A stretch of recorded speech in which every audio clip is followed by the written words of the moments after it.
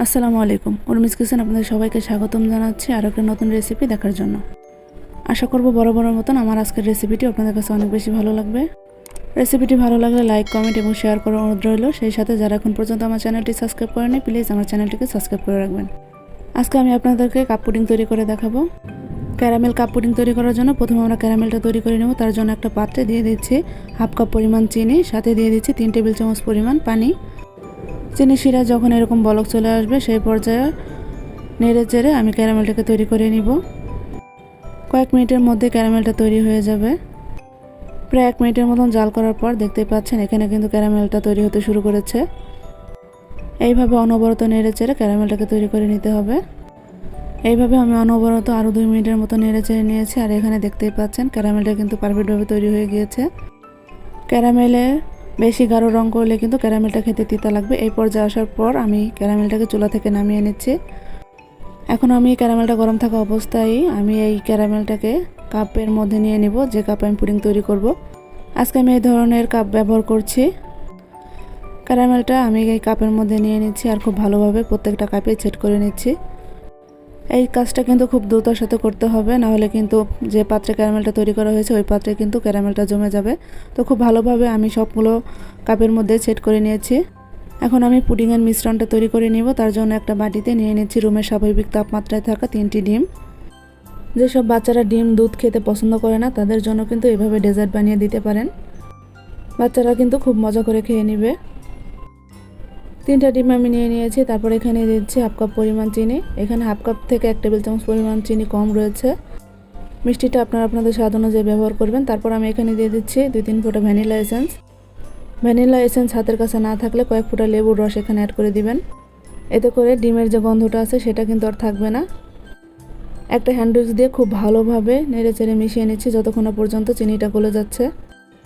কয়েক মিনিট আমি এভাবে নেড়ে চেড়ে মিশিয়ে নিয়েছি। তারপর এখানে দিয়ে দিচ্ছি সামান্য পরিমাণ লবণ।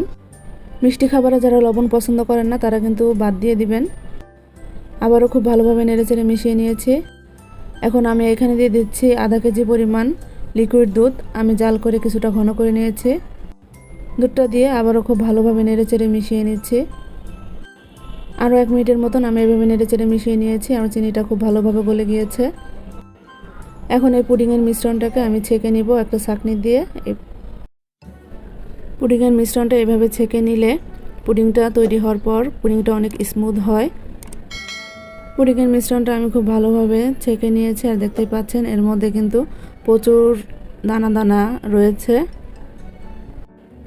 মানে আমি দুধটা যে জাল করে ঘন করেছিলাম এটার সর কিন্তু কিছুটা এখানে রয়ে গিয়েছে। তো এগুলো আমি ছাঁকনি দিয়ে ছেঁকে উঠিয়ে নিচ্ছি।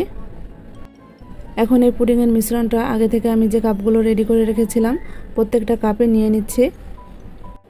আজকে আমি যে পরিমাণের পুডিংয়ের মিশ্রণ তৈরি করেছি তা দিয়ে কিন্তু আপনারা 8 থেকে 10টি পর্যন্ত কাপ পুডিং তৈরি করতে পারবেন।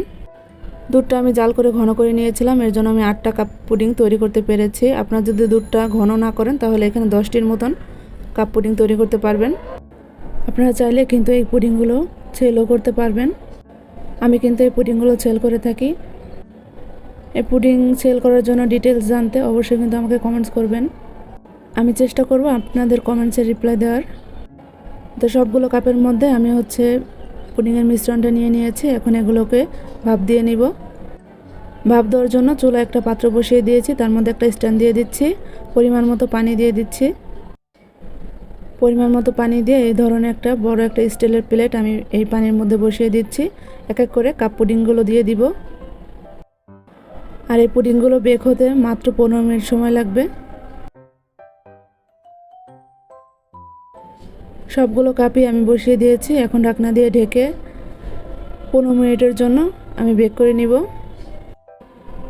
মাত্র 15 মিনিটের মধ্যে কিন্তু এগুলো খুব সুন্দরভাবে হয়ে গিয়েছে। আমি দেখিয়ে দিচ্ছি। উপরে হাত দিয়ে দেখছি কোনো কিছুই লেগে যাচ্ছে না, তার মানে পুডিংগুলো খুব ভালোভাবে তৈরি হয়ে গিয়েছে। এখন আমি পুডিংগুলো নামিয়ে নিব আর রুমের স্বাভাবিক তাপমাত্রায় রেখে ঠান্ডা করে নিব। তারপরে এগুলোকে আমি 1 ঘন্টার জন্য ফ্রিজে রেখে দিয়েছিলাম আর এগুলো খুব ভালোভাবে ঠান্ডা হয়ে গিয়েছে। দেখতেই পাচ্ছেন কতটা সুন্দর হয়েছে পুডিংগুলো।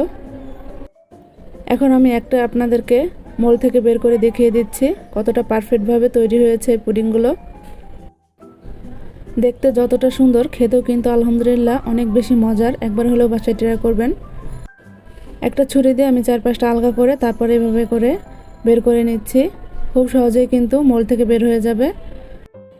সামান্য কিছু উপকরণ দিয়েই এইরকম লোভনীয় স্বাদের পুডিং তৈরি করতে পারবেন।